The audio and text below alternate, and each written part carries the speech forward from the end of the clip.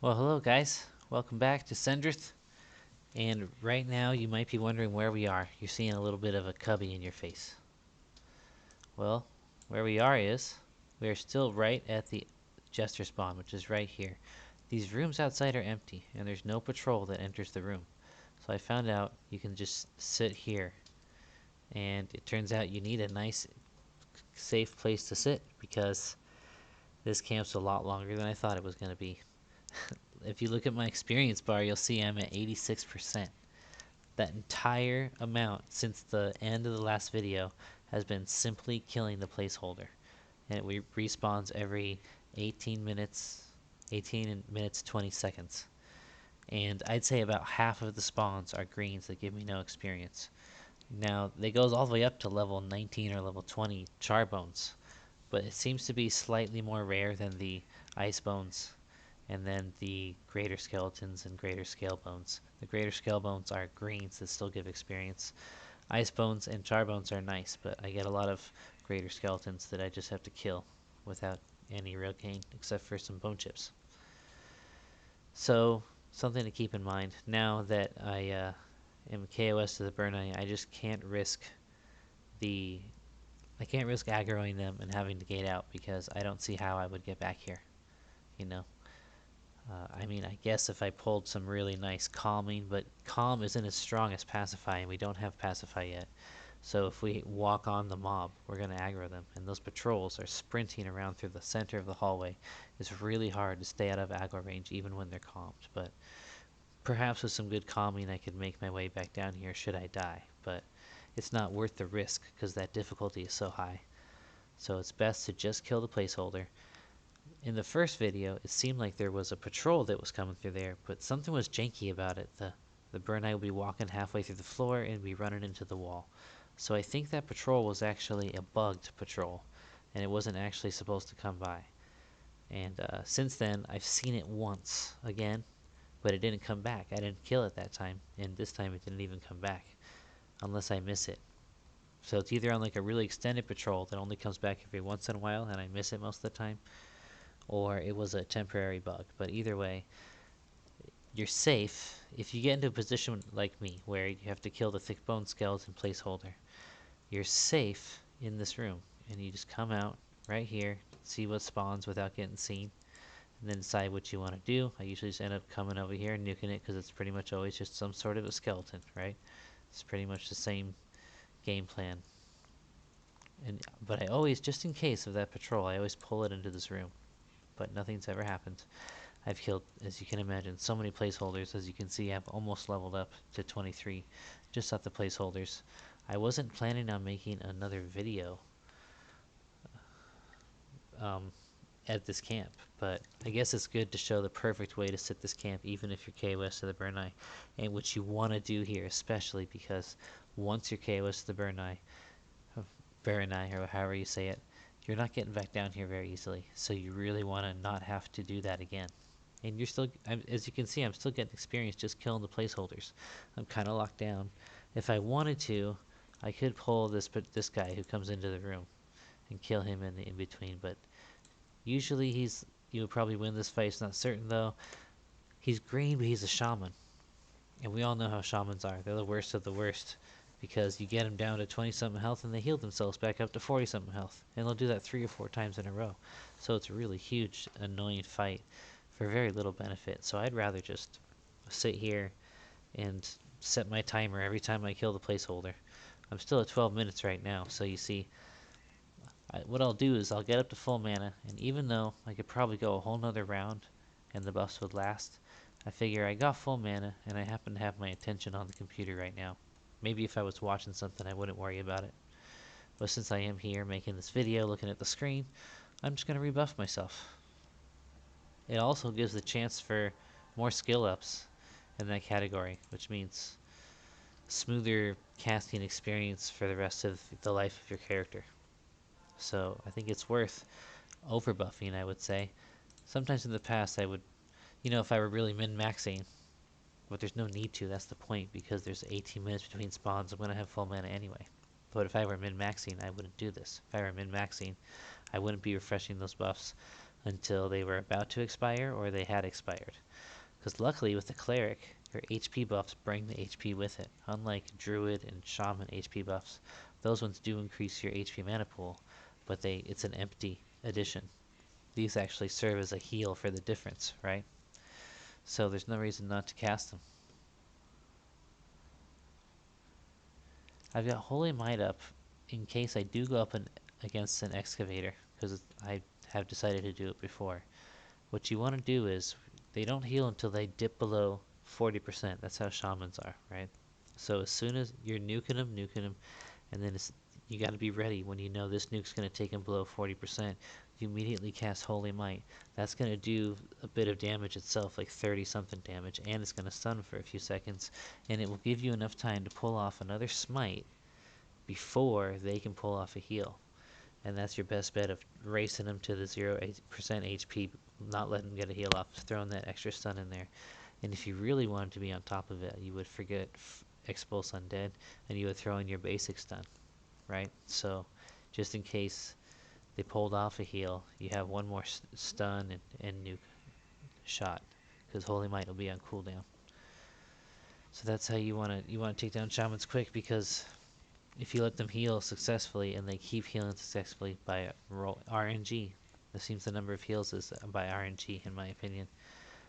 Once they can heal successfully so many times, you run out of mana, and then you're sitting here relying on, guess what, your hammer, which is not great because the mobs are always better meleeers against you, even if they're caster class, and that particular caster class is already a better meleeer than a cleric, right? Shaman, I think they have better combat abilities than a cleric anyway.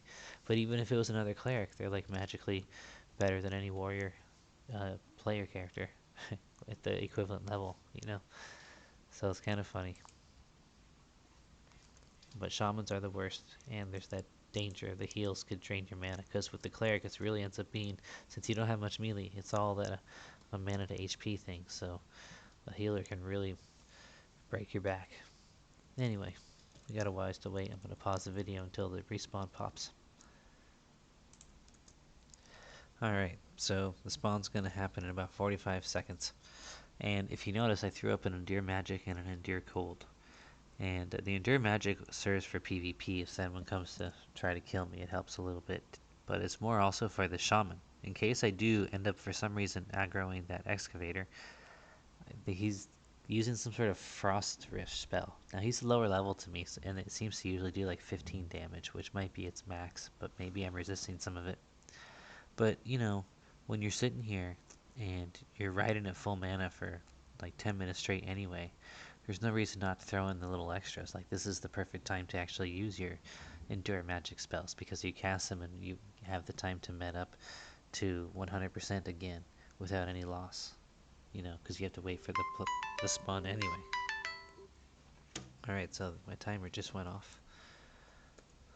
And there we have a Lesser Charbone. So while it's not the placeholder, it's not the Jester, which we're hoping to spawn with our club, it's still a decent pull, because this is the highest amount of XP we can get. So you see, we're at 86% right now. Now you can see how much we get from Lesser Charbones here, which looks risky, but you might be worth a try. Which means definitely not just under you blue, like at least, I don't know, 2 or 3 levels under you, because when they're under you they just look dangerous, that's all. When they're like right under you in level. And we have no reason to save mana, so we just nuke them down. And we're so lucky with how long Root's holding. I think it's going to just break naturally some in the next second or two anyway. But he's dead, so it doesn't matter. We've got stacks of bone chips now at this point, because I loot them even when I kill the lower level ones. So we got 20 there, 20, 20, 20. Okay, so it looks like we got 80 so far, 87. And it just piles up. Some of these skeletons drop like 3 bone chips. It's crazy. And we've killed so many placeholders as you can imagine. That was a nice chunk of XP, right? See, that's the great thing. Like, this weapon, it does +4 wisdom. It's got a really nice damage to delay ratio. It's a really good pickup for a cleric. So even though it's taking a lot longer to get it than I thought, I'm getting experience most of the time along the way, right? And so what if I'm a bit on lockdown on one spawn? It, in the end, I get that club, gate out, and then I can take myself up to the higher levels.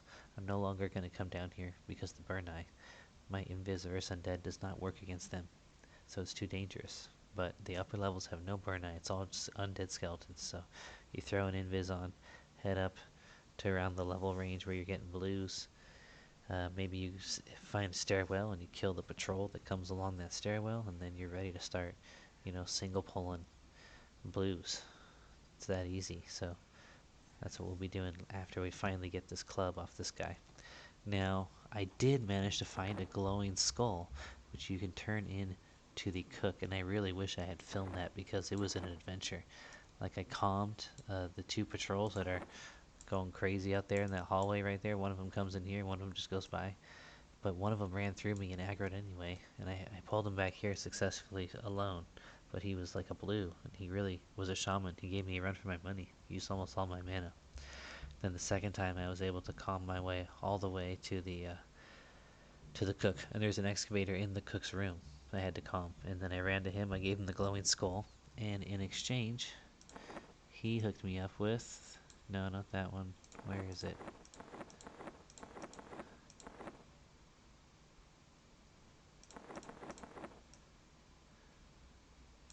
Was it a no rent? Why isn't it? I hope I didn't destroy it. Did I destroy it by accident? Oh, I think I destroyed it by accident. Oh, that sucks because it sold for like 50 plat. I destroyed it. That's hilarious. I was in like my bags were full or so. Why did I destroy it? Oh no, it was a lore. I had a lore. It said oh no. It said like this skull is a lore item, and I wanted to loot it because I noticed that this trio of guys, anonymous but not in the No Res Necessary guild, had zoned in. And I knew that they were going to hunt me down because I was in the zone alone, right? And then one of them pops in, and then he pops out, and then a few minutes later, three of them pop in. You know what I mean? Like, and I'm sitting here alone for hours, and it's like a really weird time to play. It just really seemed like a scout had found you, and he went to get friends, or someone boxing had like, all right, he's here. I'm gonna log on two other characters, run them over here, and then go on in. Or maybe it's just a group of friends. That's what they do. They all scout different zones. Like if you don't know where people are going to be, where people are not going to be. So if you got a trio, you're like, okay, you go there, I'll go here, he'll go there, and we'll do a slash who. If there's anyone in the zone, you tell us, and then we all group together. So that's what I was pretty sure was happening. So I had to log out, and I'm always checking. But right now, the only other guy in the zone, Grimstride, is a friend. Oh, I forgot to start the timer for the spawn. Oh yeah. I'm gonna put it at like 14 minutes. That's a good time to come back and check.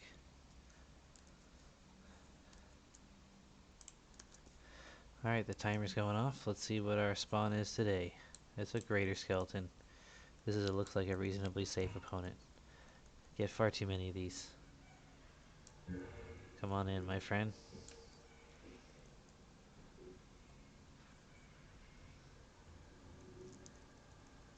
So I'm just gonna show you how I'm doing this camp. And the resource generation here is nice. Like, you could probably get a bunch of stacks of bone chips, which you could sell to necromancers if you're willing to do that kind of thing. If I get another glowing skull, I might try to turn it in and get another necklace again. That'll be fun. And then I could record it again. See? Maybe that's why I deleted it, since it happened off camera. That's why. I didn't just pull an idiot move. No. I was premonition. Alright. Now, usually, like, right after the fight, I figure, why not throw on all my buffs again? Then I don't have to worry about the buffs ever. I just kill and buff. And yeah, maybe if I were calculating it out, I could get away with just with one buffing session every 2 or every 1.5 mobs, but this way I get more practice. Look, obduration's still going up. Why not? And there, look, endure magic and endure cold are going down. Now, I think I could have got away with just doing them, not doing daring or spirit armor. I really think daring or spirit armor lasts long enough. They last longer than the endure spells. But oh, I already have endure magic memorized. I didn't realize. But why not just do them all? That way you don't have to think about it. You're gonna have more than full mana anyway. And why do I do these? Again, if I go up against a shaman, I have a higher chance of resisting his cold nuke.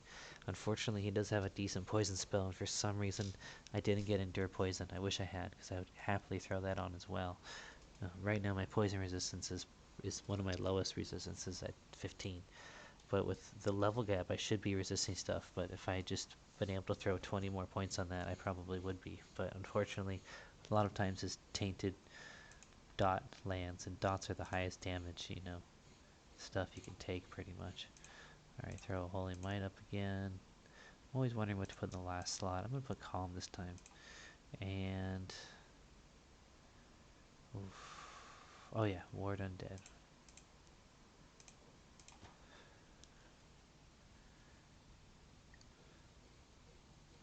Alright, and then we wait for the next spawn.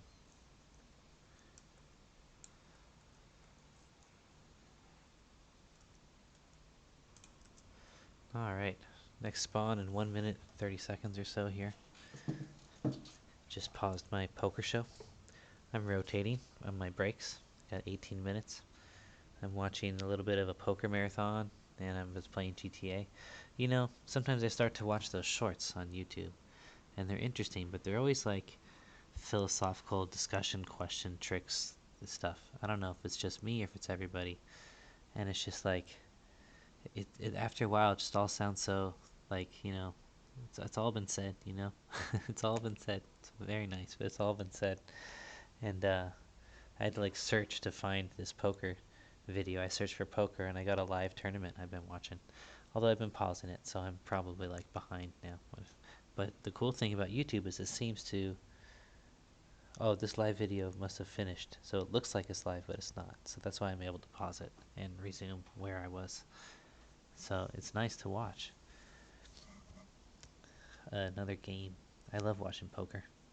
And that's the cool thing about a camp like this. You don't have to get down about the fact that, you're having trouble with your placeholder. If you got a nice system where you can just kill the spawn and then wait, it's not that bad. It's kind of one of the unique things about EverQuest. Then just think of it as a different gear of gameplay. Now you shift down to another gear where you relax, you find a little spot, you're on for, a couple minutes, and then you're just off, go do something, like, heck, I've even got a druid I started on blue, and you're allowed on P99 to play characters on 2 different P99 servers at the same time. You're just not allowed to be on the same server when you're playing those 2 characters. So I was hopping over on him, and then he was doing the Orc Slaver camp. So I was killing Orc Slavers on my druid, which is fun, because you use the damage shield. It's like, well, you're a higher level than me. Well, that just means you're going to hit me more, and every time you hit me, it's going to do this much damage to you, you know? And then it's like, wow, I just turned this much mana into so much damage. Like, when you're still at lower level druid and you're still tanky, and it's pretty cool to have a damage shield going. And then I bought him a nice 2-handed staff, so he can hit pretty hard, but sometimes he doesn't hit at all, sometimes he hits a bunch, so that RNG really comes into play there. But I can always rely on the damage shield to do a lot of the work, and if things start to fall behind, I just always make sure I start fights with full mana, and I just start nuking the heck out of them. And then that works too. Even if they're beating me while I'm nuking, they're hurting themselves still every time they hit me, doing 6 damage to them. I got 2 buffs that do damage. I got a long-term buff that only does 1, and then I can throw on Shield of Brambles, which does 5, but that fades rather quickly, so I had to throw it on every pull. And it kind of takes a bit of mana, but I've been watching how many times they hit me, and I times that by 6, and I'm like, well, that's just how much damage I just did with that much mana. And I did all the casting pre-fight, so it wasn't interrupting my swinging or casting of another spell. Like, if it's a yellow, I just have to pull them with my dot, and then I just nuke, nuke, nuke, nuke, nuke, nuke, nuke. My alarm went off, but I think it was a 14-minute, because before I adjusted it because I was late, but this time I don't think I was late. So I still got 4 minutes. I'm going to get it ready for the right time. I put it at 18:10. Okay, there we go. Lesser Icebone, so darn it, not the Jester, but Blue Con, very nice. Come on in, my friend. Like to get him over here, root him. I turn on my melee first and then I start nuking, just in case something breaks. My character will get an extra swing in because I turned on melee earlier, I think. And he broke. I could root him again. Why not? Heck, okay, make me heal. That'll just be another way to increase my casting skills, because I'm going to have full mana in the next fight anyway. Doesn't matter to me at all. That's a good way to look at it when you're doing stuff like this. Yeah, go ahead, beat on me. Now I get to use my healing skill. Maybe level something up. Alteration.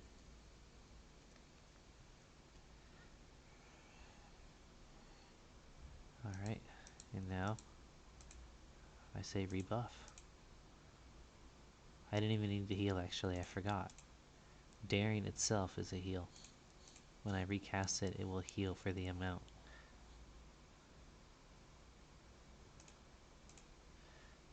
Because I'm lazy, I'm not going to bother with Endure Cold this round. So do Daring. Spirit Armor. And to Endure Magic, because I think that's going to take me to not enough mana to cast another spell. And I'd rather just be done right now. So I'm just going to put the spells I need for the next fight back in. I forgot what I had here. Was it invisibility? No, I had switched to calm. Yeah, that's what it was. And then my lower level undead nuke.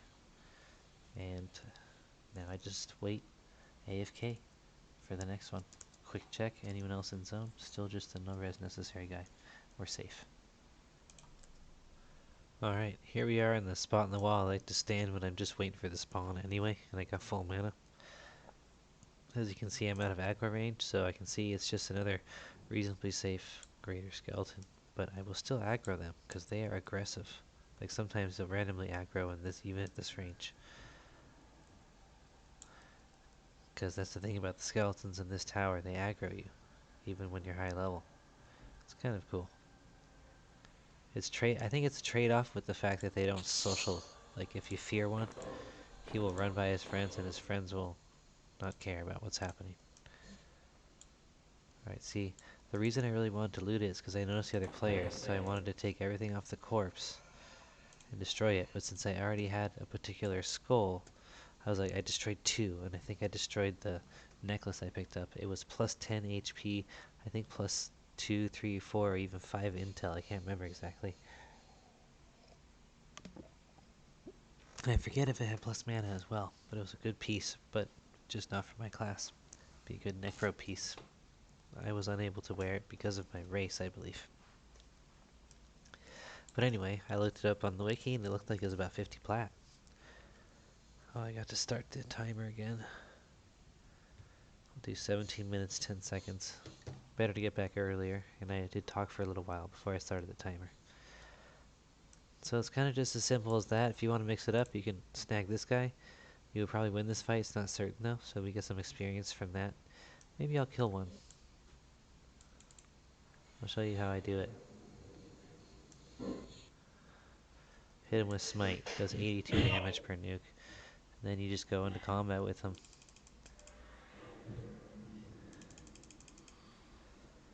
And hit him with Smite again.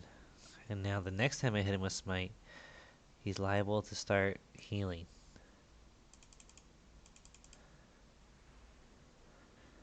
So in that event, I've got to Holy Might him. See, he's very liable to start healing right now. I'm even going to start casting it early, just to help make sure.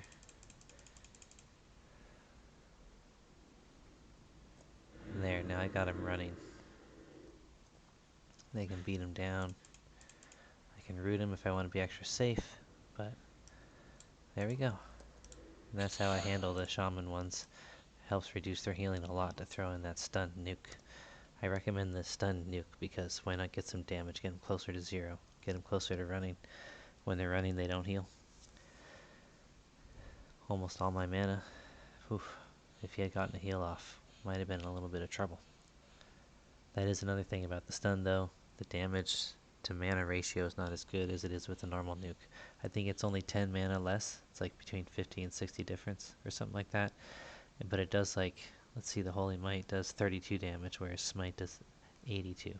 So with Smite you're getting an extra 20%, 20 HP damage, but the stun, if it blocks a heal, which it could be like 40 HP, is worth it. And more often than not, I think it does block a heal. It did kind of look like that guy was just going to fight it down. That's what it seemed like for a second. Like, I don't know if it might have been better to throw another nuke first, but the problem is that nuke cast is so long, and then I've got the global cooldown, right?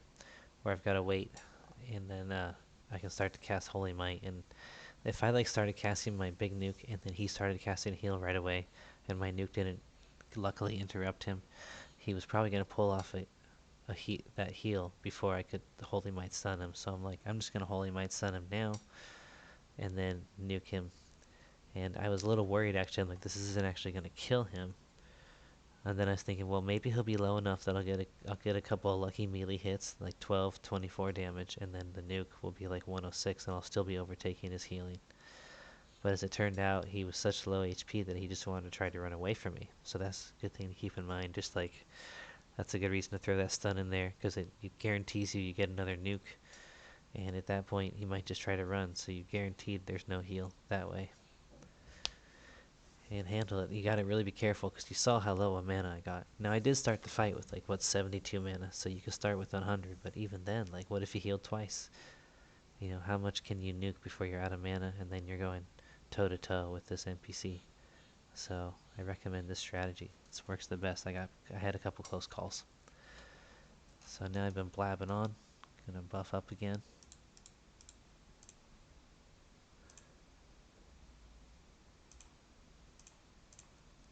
Daring, Spirit Armor,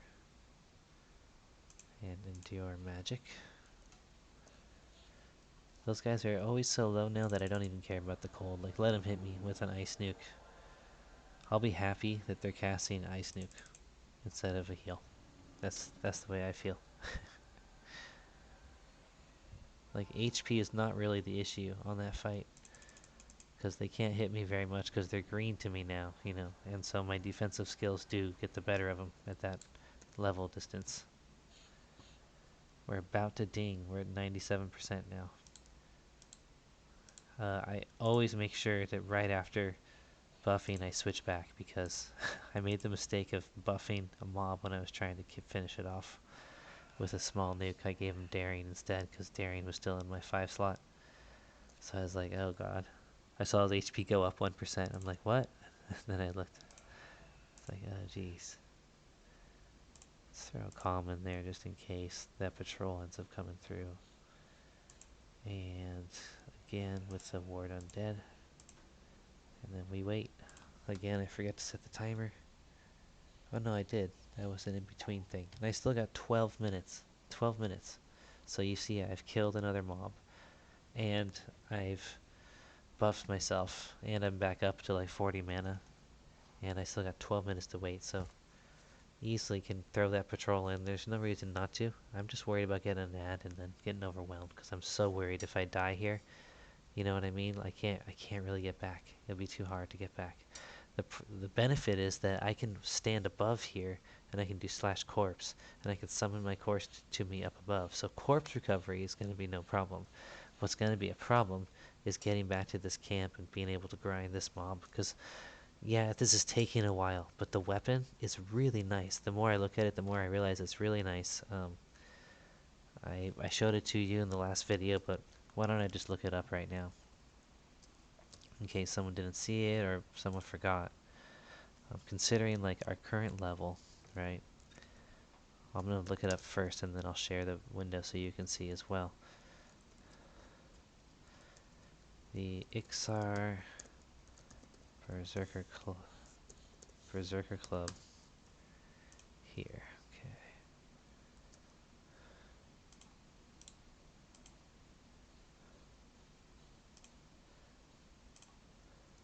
The Iksar Berserker Club gives you a 7 and 18. Now just to give you a glimpse, what we have right now is 6 and 32. And our next hammer it is 6 and 29. Now we're going to damage up plus 1, 7. And our delay is going down to 18. We lose 11 delay, so we're swinging way faster. And then we got the Fleeting Fury proc, which will, again, hit us for a nice buff. Increasing strength by 15, increasing AC by 6, increasing dex by 20. Like, that's nice. Strength plus 4, so it covers a good deal of its weight. Right now our hammer is 5 pounds. This is 8 pounds, so it's really only giving us 1 pound in terms of weight, but strength perhaps helps with the damage of our hits. Wisdom plus 4, boom, right there. Intel minus 2, who cares? We're a cleric. So this is like perfect for us. It's a really nice piece, actually. So that's why I feel like this camp is worth sticking it out and just spending your time wisely between spawns, you know, just chilling, doing something else, playing another game, something like that. Reading a book. Sometimes I listen to audiobooks. I've been listening to a lot of these weird Cthulhu's like mythos, like horror stories written by what's it, H.P. Lovecraft, and then there's like a whole cult of writers basically that try to write the same style and about the same kind of monsters that he created. And the stories are like old style, like someone's writing in their journal, dear journal, like Victorian era kind of style. And I kind of like it. It's cool. I like the flavor. So sometimes I'll listen to those. But tonight I've been trying to play through the campaign of GTA 5 because it's free on the Xbox Battle Pass, and I do enjoy a good first-person experience. Luckily, right now, I am home alone for 2 weeks. The kids went to visit Grandma. I drove them there. I stayed there for a couple days, and I came back because I have a little summer camp I'm going to teach, and they want to be over at Grandma's house. So I am home alone, free to do whatever I feel to do. You might see a burst of these videos. I would imagine so. And I'm excited to have this special alone time. It's rare as a father of 3. Alright, let's wait for the next spawn. Okay, we're about to get a spawn. And I think I figured out why that Burynai came here. He's not a patrol. He's been aggroed by somebody upstairs. He's being aggroed through the floor. Because I can hear Grimstride fighting. And then this Burynai is running through here all the time. It's interesting. Please excuse me, I'm eating some ice cream. Almost finished, I promise. That's why the crunching.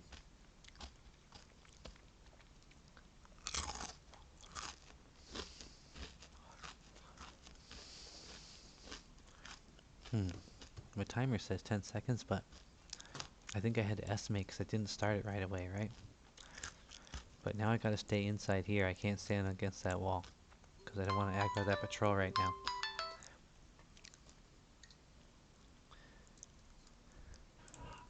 Alright, we got another lesser ice bone. This might level us up. Sometimes these give 3%. See, that's how good the XP is too. It's rare you get to grind something that's kind of this cool, because it is kind of cool. And get XP off the placeholders at least, right? So I recommend, you know, not getting impatient. Really just considering it a shift in the gameplay, you know. Pretend it was a novelette, you know.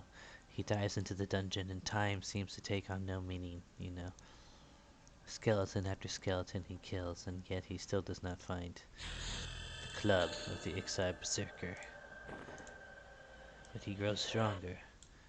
One might say level 23 if you were to rank, you know, heroes from 1 to 60. And his skills grow bolder. Enemies less and less meaningful. Now he must sit and meditate for 18 minutes. Did you didn't start the timer? Start it now. Come on. Let's go 18. No, let's go 17 and a half, I think. Again, get back a little early, but still really close. There we go. I wasn't too far off on the other one, too. Yeah, that was nice. We just barely dinged. Meditation will go up to what? You know, I heard from somebody that every 12 levels of meditation, you get 1 more point of mana per second. Or per tick, actually. 1 more point of mana per tick. So I want to see what meditation goes up to. I wanted to see even just 1 level so I can calculate it out. Do I get an extra point of mana per tick on this ding? Because that's cool. You know, when you sit for so many minutes, how many ticks in a minute? Every 4 seconds. 12. No, 1, 10, 5, 15. 15 ticks a minute, right? So if you meditate for 3 minutes, that's an extra 45 mana. Boom.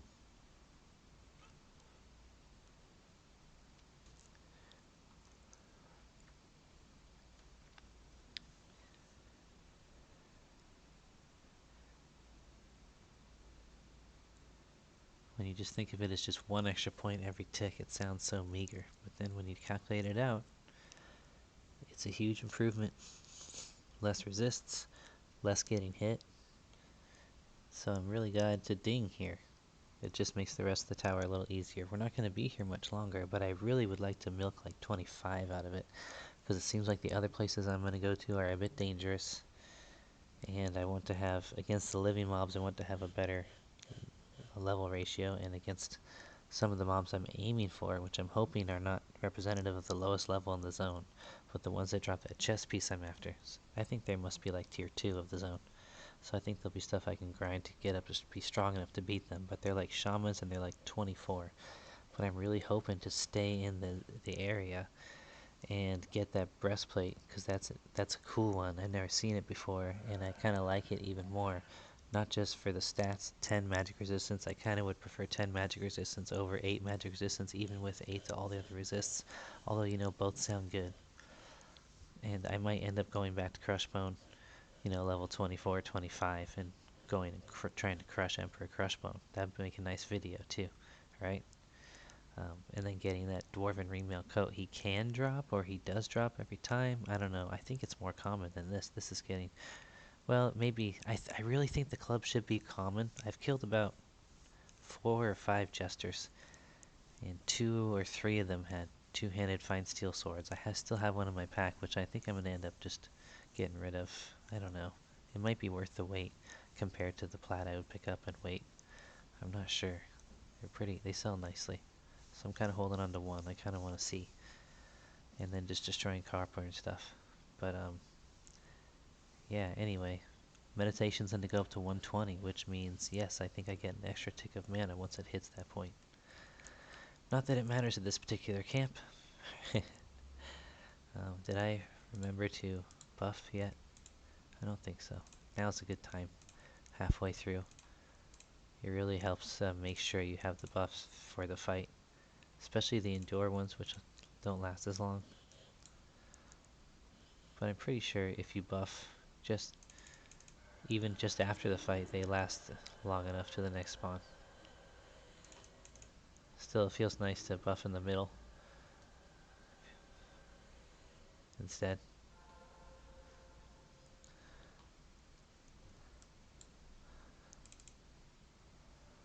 I realize I'm making a video. I should allow the visual element of the buffing.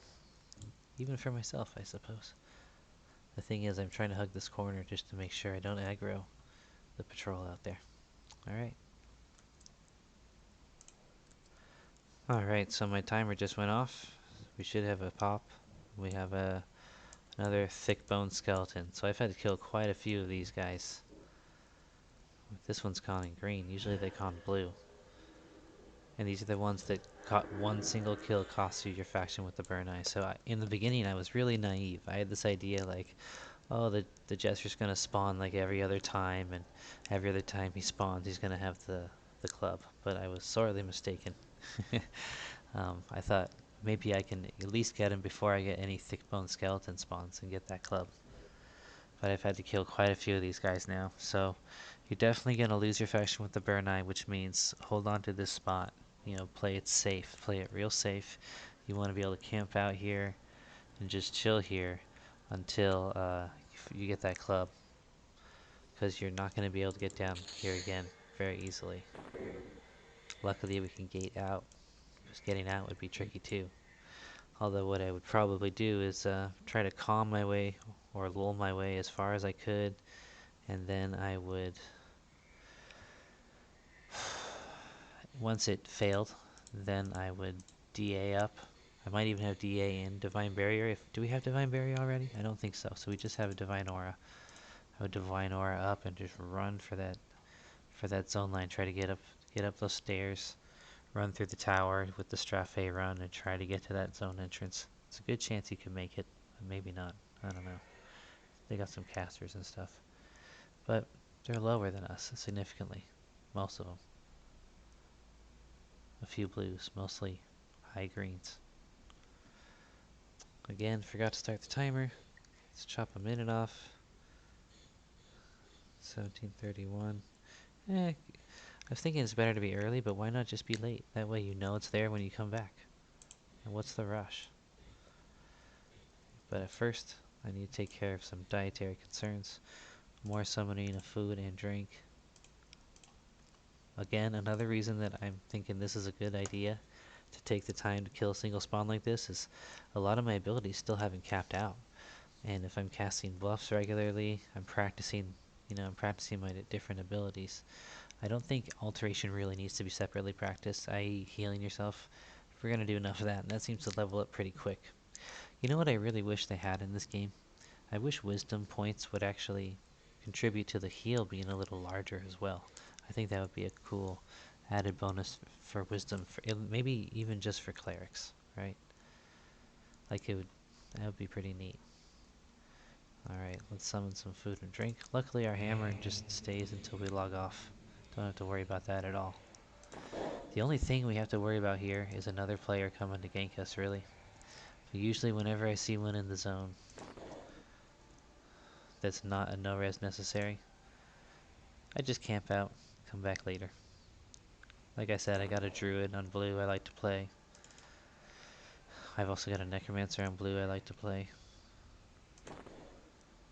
So I'm not even going to risk it. I want to keep this camp. If I get killed PvP, yeah, I don't lose experience, but I still have to get back down here, which is a real pain. I can summon my corpse upstairs and loot it upstairs, and then I gotta invis down to the basement entrance, and then to get from there to here is no cakewalk, man. You saw just the room at the bottom of the stairs I have to come down. It's sometimes got like 4 or 5 mobs in there. And those patrols are just running around so fast, and again, calm. If they run like right into you, usually calm doesn't work. You need pacify for that, but we might pull it off hugging the wall. Just calm the patrols, and then start calming the whole room, and we probably wouldn't get too many resists because they're lower level. So we might make it through, but it would be a real hair-raising experience. That's for sure. So now that we got that done, you guessed it, gonna buff up again. Again, good practice, and there's no loss. Just doing it every time. Just makes it easier. Even though it ends up being more actual work in game, but why not just play like that? One solid strategy. Totally ready to go. Get it all done at once. How many fizzles did I get there? 1, 2, 3, 4, 5 fizzles. Jeez. Your observation. 74 now. And then again, just to make sure I don't end up buffing the mob I'm trying to kill, always switching back to my other spells, my combat spells, before I go AFK. There we go. I'm totally ready to go when I come back. Alright, the alarm just went off, and I think that one was pretty accurate, so we should have a respawn. Charbone. Again, not bad news. Good XP. If we're gonna have to kill a placeholder, we want some XP. You know what I'm saying?